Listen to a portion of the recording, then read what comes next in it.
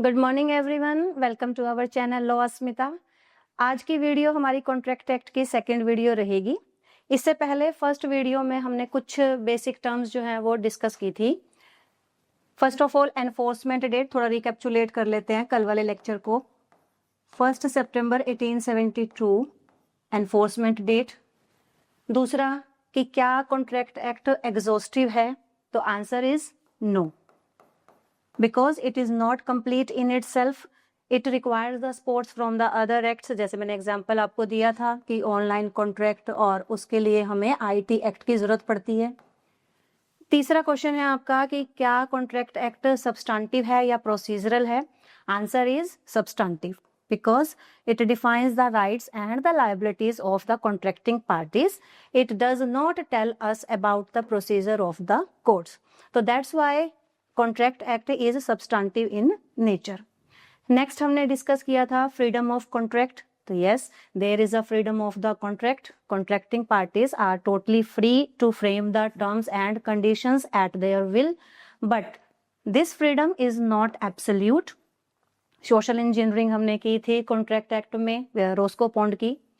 Last हमने term discuss की थी consensus ad idem, meeting of minds on the same thing in same sense. मैंने एक example भी इसमें कोट किया था, 2 कार वाला, तो वो आप अच्छे से एग्जांपल कर सकते हो। ये हमारा फर्स्ट लेक्चर है, उसकी रिकैप्चुलेशन है। आज का जो हमारा टॉपिक है that is the formation of the contract. You can say it is the backbone of the contract act. ये कॉन्ट्रैक्ट एक्ट की बैकबोन कहलाएगी, क्योंकि अगर आपको कॉन्ट्रैक्ट की फॉर्मेशन नहीं पता चलेगी तो आप पूरा कॉन्ट्रैक्ट एक्ट जो है वो अच्छे से नहीं डिस्कस कर सकते। ठीक है, तो in order to understand the formation of the contract we will take an example. ठीक है, देखो कॉन्ट्रैक्ट बनाने के लिए सबसे पहला काम क्या होता है कि कॉन्ट्रैक्ट बनाने के लिए हमें 2 या 2 से ज्यादा पार्टीज चाहिए। तो मैं यहाँ पर सिर्फ 2 पार्टी लेती हूँ। मान लीजिए हमारे बीच में 2 पार्टीज हमने ले ली, ए और बी। ठीक है, अब ये these are the 2 contracting parties. A और बी जो है वो कॉन्ट्रैक्टिंग पार्टीज हैं, और उन्होंने क्या करना है, अपना कॉन्ट्रैक्ट बनाना है। तो कॉन्ट्रैक्ट बनाने के लिए क्या करेगा कि एक पार्टी नेगोशिएशन स्टार्ट करती है। कोई भी एक पार्टी नेगोशिएशन स्टार्ट करेगी। से ए ने नेगोशिएशन स्टार्ट की। कैसे? उसने कहा कि मुझे अपना घर जो है वो बेचना है, और 1 करोड़ रुपए में उसने जो है वो बेचना है। ठीक है, अब अगर आप सेक्शन 2A की बात करो तो सेक्शन 2A जो है वो किसको डील करता है, वो डील करता है प्रपोजल को। आज का हमारा जो टॉपिक है वो सेक्शन 2A ही रहेगा। 2A क्या कहता है? 2A बोलता है when one person signifies his willingness to another. अब देखिए यहां पर मैं की वर्ड्स आपको दे रही हूं। जब एक पर्सन अपनी विलिंगनेस, अपनी इच्छा सिग्निफाई करता है। सिग्निफाई का मतलब यहां पर होता है कम्युनिकेट करता है। किसको कम्युनिकेट करेगा? किसी दूसरे पर्सन को। से यहां पर दूसरा पर्सन क्या है? बी। अब अपनी विलिंगनेस ये कम्युनिकेट कर रहा है। कौन सी विलिंगनेस? टू डू समथिंग, कुछ करने की, और to abstain from doing something, या कुछ ना करने की। समझ में आया इतना? When one person, जब एक पर्सन अपनी विलिंगनेस कम्युनिकेट करता है दूसरे पर्सन को कुछ करने की या कुछ ना करने की, with the view. With the view का मतलब किस इंटेंशन से? With the view to take his assent, उसकी असेंट लेने के लिए। किसके लिए? उस एक्ट के लिए या उसकी एब्स्टिनेंस के लिए। अब इस बेयर एक्ट की लैंग्वेज को हम एक एग्जाम्पल से समझते हैं। ठीक है, मान लीजिए वो पर्सन कौन है? ए। उसने अपनी विलिंगनेस कम्युनिकेट की किसको? बी को। क्या करने के लिए? कुछ करने के लिए। अब कुछ करने के लिए का मतलब क्या कि मैं अपना घर बेचूंगा और आप मेरा घर जो है वो 1 करोड़ रुपए में खरीद लीजिए। अब वो मेयर एक स्टेटमेंट नहीं पास कर रहा, वो उसका व्यू, उसकी इंटेंशन क्या है? उसकी इंटेंशन है बी की असेंट लेने की। किसके लिए? उस एक्ट के लिए। तो इसका मतलब है कि जब ये स्टेज कंप्लीट हो जाएगी तो हम कहेंगे A is said to make the proposal. यानी ए ने क्या बना दिया? प्रपोजल बना दिया। अब जैसे ही ए ने एक प्रपोजल बनाया तो ए जो है वो आपका क्या बन जाएगा? प्रोमिजर, और यू कैन से ऑफरर। अब नेगोशिएशन कहाँ से स्टार्ट होगी? ए की साइड से स्टार्ट होगी और ए ने जो है वो क्या कर दिया, अपना प्रपोजल दे दिया किसको? बी को। अब now it's up to B. अब बी के ऊपर है कि इधर ही एक्सेप्टेड और ही रिजेक्टेड। मान लीजिए बी ने उसे क्या कर लिया? एक्सेप्ट कर लिया। क्या एक्सेप्ट कर लिया बी ने? ए के प्रपोजल को एक्सेप्ट कर लिया। अब जैसे ही उसने उसके प्रपोजल को एक्सेप्ट किया तो ये बन गया आपका प्रॉमिस। यहां तक क्लियर हुआ? ए ने क्या किया? प्रपोजल दिया। बी ने उस प्रपोजल को क्या कर लिया? एक्सेप्ट कर लिया। जैसे ही प्रपोजल एक्सेप्ट होता है इट बिकम्स अ प्रॉमिस। तो अब ये क्या बन गया? प्रॉमिस। तो यहाँ पर दो रेसिप्रोकल प्रोमिसेस होंगे। रेसिप्रोकल का मतलब है एक प्रॉमिस करेगा ए और एक प्रॉमिस करेगा बी। ए ने प्रॉमिस किया कि वो क्या देगा? अपना घर। बी ने प्रॉमिस किया कि वो बदले में क्या देगा? 1 करोड़ रुपए। ठीक है। अब यहाँ पर क्या है? To do something. यहाँ कुछ करने के लिए जो है वो हम कर रहे हैं, भाई कुछ करवा रहा है, वो कोई एक्ट करवा रहा है और उस एक्ट के लिए ही बी ने अपनी क्या कर दी? असेंट दे दी। यहाँ तक क्लियर है? अगर इसकी बेयर एक्ट की लैंग्वेज में एक और चीज है, वो है टू एब्सटेन फ्रॉम समथिंग, मतलब कुछ एब्सटेन करना। अब एब्सटेन क्या करना होगा? उसके लिए हम एक एग्जाम्पल जो है वो यहाँ पर कोट कर लेते हैं।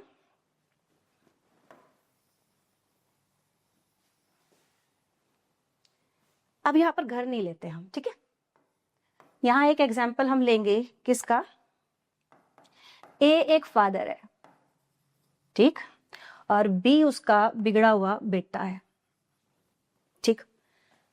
फादर को क्या कहा? फादर ने अपने बेटे को कहा कि मैं तुझे 10,000 रुपया पर महीना दूंगा, प्लीज तुम स्मोक करना बंद कर दो, क्विट स्मोकिंग। आप ये धूम्रपान छोड़ दो, ठीक है, आप स्मोकिंग करना छोड़ दो। अब यहाँ देखो क्या है कि फादर क्या कह रहा है? फादर अपनी विलिंगनेस बता रहा है। किसको? अपने बेटे को। किसकी? To abstain from doing something, कुछ ना करने के लिए। कुछ करने के लिए नहीं कह रहा, यहाँ पर एक फादर अपने बेटे से क्या कह रहा है? टू एब्सटेन फ्रॉम समथिंग, यानी आप एब्सटेन करो, आप स्मोकिंग से दूर रहो, आपको स्मोकिंग नहीं करनी। तो इसका मतलब है कि यहाँ पर हम किसकी बात कर रहे हैं? To abstain from doing something. तो यहाँ पर भी फादर प्रपोजल दे रहा है। यहाँ भी फादर ने प्रपोजल दिया कि ठीक है, मैं आपको 10,000 रुपए दूंगा, आप स्मोकिंग छोड़ दीजिए। अब बेटे के ऊपर, छोड़ेगा या नहीं छोड़ेगा वो डिसाइड करता है। मान लीजिए बेटा जो है वो निकम्मा है, ठीक है, वो कह रहा ना, मैं नहीं छोड़ता, ठीक है, मैं ना आपके 10,000 रुपए लेता और ना मैं स्मोकिंग छोड़ता। फिर आया भागा भागा इसका एक दोस्त सी, उसने अंकल को कहा अंकल मैं छोड़ दूंगा और मुझे दे दो 10,000 रुपए, ठीक है। क्वेश्चन अराइज होता है कि प्रपोजल दिया किसको है? प्रपोजल स्पेसिफिकली किसको मेंशन किया है? बी को। अब क्वेश्चन ये है कि क्या एक्सेप्टेंस बी के अलावा कोई और बंदा भी कर सकता है? नाउ द क्वेश्चन समझ रहे हो आप मेरी? क्वेश्चन क्या है कि the proposal to whom it is made? B. कि क्या प्रपोजल जिसको दिया जाए सिर्फ वही उसे एक्सेप्ट कर सकता है या उसकी जगह पर कोई दूसरा पर्सन भी उसे एक्सेप्ट कर सकता है? तो आंसर इज नो। सी नहीं कह सकता कि अंकल मैं छोड़ रहा हूं स्मोकिंग और मुझे दे दो 10,000 रुपए। नो, लॉ क्या कहता है? प्रपोजल किसको दिया गया? बी को। तो it is only the B, ये केवल बी है who has to accept it, जिसने उसको क्या करना है? एक्सेप्ट करना है। तो कई बार पेपर में ये क्वेश्चन आ जाता है आपका कि क्या एक्सेप्टेंस कोई दूसरा बंदा भी कर सकता है? तो आंसर इज नो।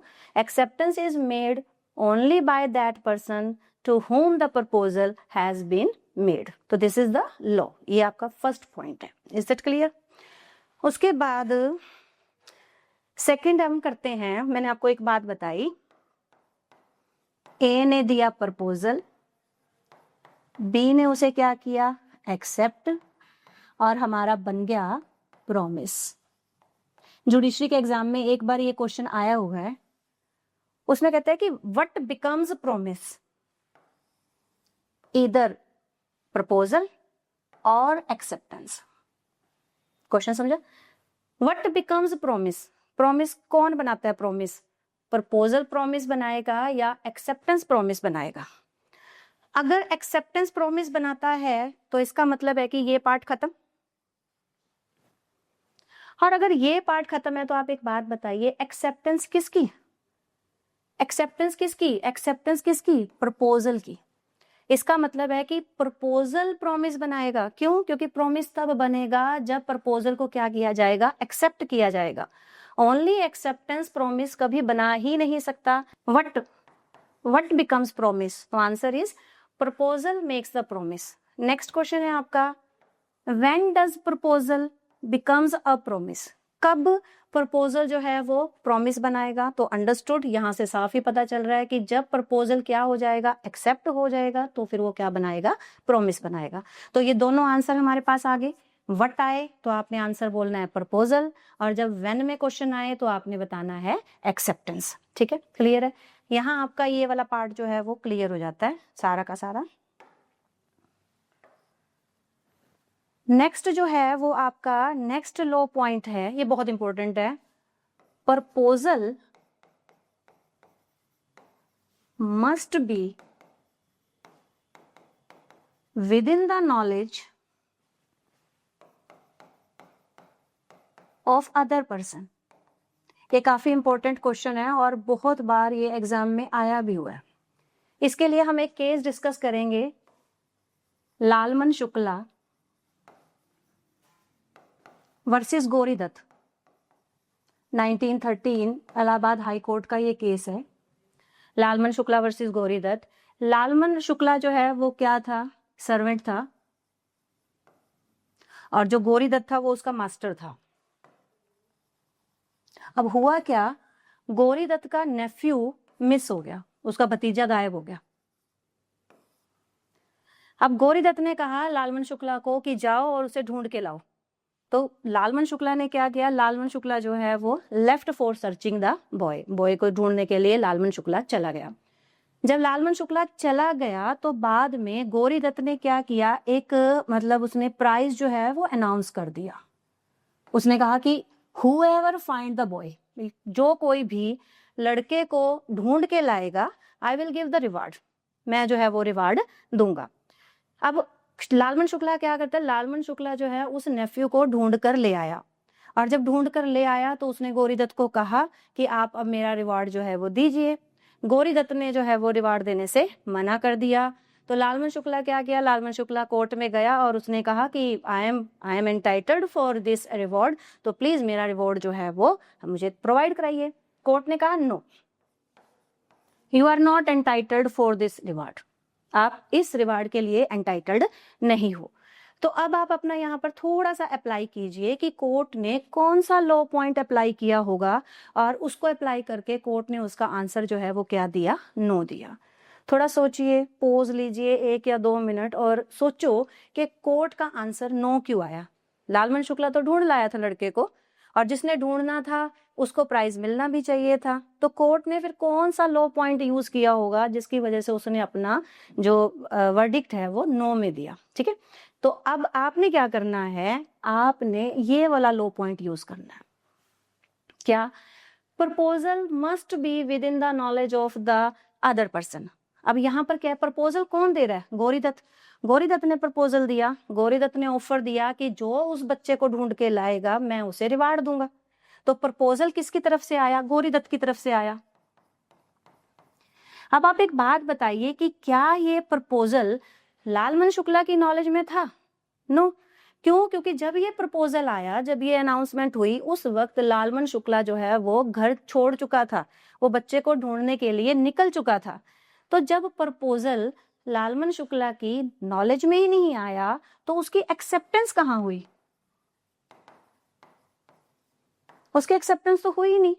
तो इसका मतलब है कि, और जब प्रपोजल की एक्सेप्टेंस हुई ही नहीं तो कॉन्ट्रैक्ट तो बन ही नहीं सकता, और जब कॉन्ट्रैक्ट बना ही नहीं दोनों के बीच में, तो क्या लालमन शुक्ला उसको क्लेम कर सकता है? तो आंसर इज नो, नहीं कर सकता। तो आप कहेंगे कि लालमन शुक्ला के अंदर, इस केस के अंदर, there is no valid acceptance, कोई वैलिड एक्सेप्टेंस नहीं थी। और क्यों नहीं वैलिड एक्सेप्टेंस थी? Because the proposal is not in the knowledge of the Lalman Shukla. तो that's very most important case. ये लालमन शुक्ला वर्सेस गौरीदत्त काफी इंपॉर्टेंट केस है जुडिशरी पॉइंट ऑफ व्यू से भी और LLB के भी पॉइंट ऑफ व्यू से। और इसमें जो लॉ पॉइंट आपने डिस्कस करना है वो आपने क्या डिस्कस करना है, proposal must be with in the knowledge of the other person. ठीक है, क्लियर है इतना। अब यहीं पर हम एक केस मतलब एक और डिस्कस कर लेते हैं, जनरल ऑफर। इसी केस के साथ हम यहाँ पर ये वाली भी पॉइंट डिस्कस कर लेंगे कि जनरल ऑफर क्या होता है। देखो नाम से ही पता चल रहा है, जनरल ऑफर का मतलब क्या होता है, the offer which is made at the public at large. जब किसी एक स्पेसिफिक पर्सन को दे के, मतलब किसी स्पेसिफिक पर्सन को ना दे के जब किसी ऑफर को पब्लिक को दिया जाता है, मतलब खुला एक पब्लिक को दिया जाता है, पब्लिक एट लार्ज को दिया जाता है, तो उस ऑफर को हम क्या बोलते हैं, जनरल ऑफर।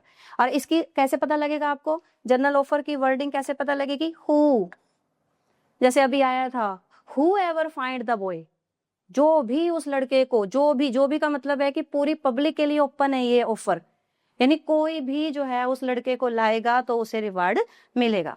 तो ये किसी एक स्पेसिफिक पर्सन को नहीं दिया जा रहा, ये पूरी पब्लिक को दिया जा रहा है, तो इसीलिए इस ऑफर को हम क्या बोलते हैं, जनरल ऑफर। और एक खास बात और कि जनरल ऑफर की जो एक्सेप्टेंस होती है वो ज्यादातर कैसे होती है, bye performing the required conditions of offer. यानी ऑफर की जो कंडीशंस होगी आप उसे परफॉर्म कीजिए, और जैसे ही आप उसे परफॉर्म कर देंगे तो इसका मतलब वो उस ऑफर की वो क्या मानी जाएगी, एक्सेप्टेंस मानी जाएगी। ठीक है, क्लियर है। इसी में एक और केस जो है वो हम डिस्कस करेंगे। कौन से वाला केस हम डिस्कस करेंगे यहाँ पर, Carlill versus carbolic smoke ball. ये भी इंपॉर्टेंट केस है।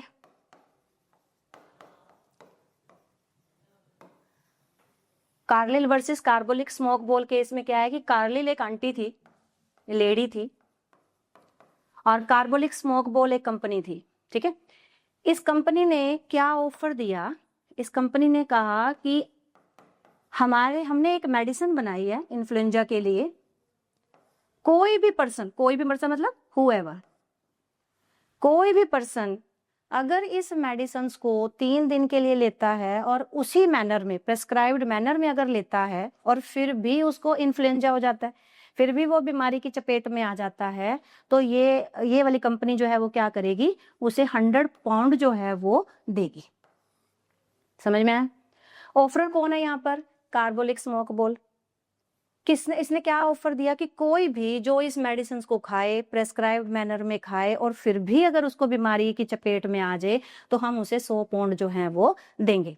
तो कैसा ऑफर है ये, general offer, because it is made to the public at large. ठीक है, अब कैसे इसकी एक्सेप्टेंस होगी, by performing the conditions perform कीजिए ऑफर की। अब आंटी ने क्या किया, कार्लिल आंटी ने दवाई खाई, उसी मैनर में खाई, बट फिर भी आंटी जो है वो क्या हो गया, चपेट में आ गई बीमारी की, तो आंटी तो पहुंच गई कोर्ट में कि मुझे तो दो भी 100 पाउंड। ठीक है, यहां पर कोर्ट ने कहा यस, मिलना चाहिए। लालमन शुक्ला के केस में कोर्ट ने कहा था नो। अब मेरी बात समझ रहे हो, दोनों ही केसेस किसके ऊपर है, जनरल ऑफर के ऊपर है। लालमन शुक्ला के केस में जो वर्डिक्ट आया था वो नो में आया था, और कार्लिल स्मोक बॉल के केस में जो वर्डिक्ट आया वो यस में आया। अब आप सोचिए, डिफरेंस सोचिए कि क्या हुआ होगा यहाँ पर, सोच लो, नहीं तो फिर मैं तो बताऊंगी। देखो दोनों में डिफरेंस क्या है, लालमन शुक्ला के केस में एक्सेप्टेंस नहीं थी, कोई वैलिड एक्सेप्टेंस नहीं थी, क्योंकि प्रपोजल उसकी नॉलेज में था ही नहीं। यहाँ ऐसा नहीं है, यहाँ प्रपोजल आंटी की नॉलेज में था। दूसरा, उस आंटी ने उस पूरे प्रपोजल की सारी कंडीशंस को परफॉर्म किया का मतलब है कि कार्लिल ने उसको क्या किया, एक्सेप्ट किया, और जैसे ही एक्सेप्टेंस हुई तो यहाँ पर क्या बना, कॉन्ट्रैक्ट। और कॉन्ट्रैक्ट का एक ही होता है मतलब कि अगर कॉन्ट्रैक्ट बन गया, एक वैलिड कॉन्ट्रैक्ट बन गया, उसमें से अगर किसी ने भी गड़बड़ उठाई तो कोर्ट जो है वो उसे क्या करेगी, रेमेडी प्रोवाइड करेगी। तो इसीलिए यहाँ पर कोर्ट ने कहा कि she is entitled to claim, the compensation और जो भी कुछ है। यहाँ कोर्ट ने क्या कहा, नो। डिफरेंस क्या था, यहाँ एक्सेप्टेंस नहीं थी और यहाँ पर एक्सेप्टेंस थी। ठीक है, तो ये डिफरेंस क्लियर हो गया इसमें। लालमन शुक्ला वर्सेस गौरी दत्त के केस में और कार्लिल वर्सेस कार्बोलिक स्मोक बोल के केस में यहाँ वैलिड एक्सेप्टेंस नहीं थी और इसमें वैलिड एक्सेप्टेंस थी। यहाँ वैलिड कॉन्ट्रैक्ट नहीं बना, यहाँ वैलिड कॉन्ट्रैक्ट बना, इसीलिए लालमन शुक्ला एंटाइटल्ड नहीं था, जबकि कार्लिल जो लेडी थी वो यहाँ पर एंटाइटल्ड थी। ठीक है, तो आज आपने ये दोनों केस, ये केसेस बहुत अच्छे से आपने डिस्कस कर लेना है। सेक्शन 2A को रिवाइज कर लेना, बेयर एक्ट लैंग्वेज अच्छे से देख लेना इसकी। तो आज क्या इतना ही लेक्चर हम करेंगे। नेक्स्ट लेक्चर में जब हम मिलेंगे तो फिर हम शुरू करेंगे हार्वे वर्सेस फैसे और मियर supply of information is not proposal, यहाँ से हम फिर शुरू करेंगे। होप सो आप ये दोनों वीडियो अच्छे से देख लीजिए, समझ लीजिए। तो I think more than sufficient for today. Bye.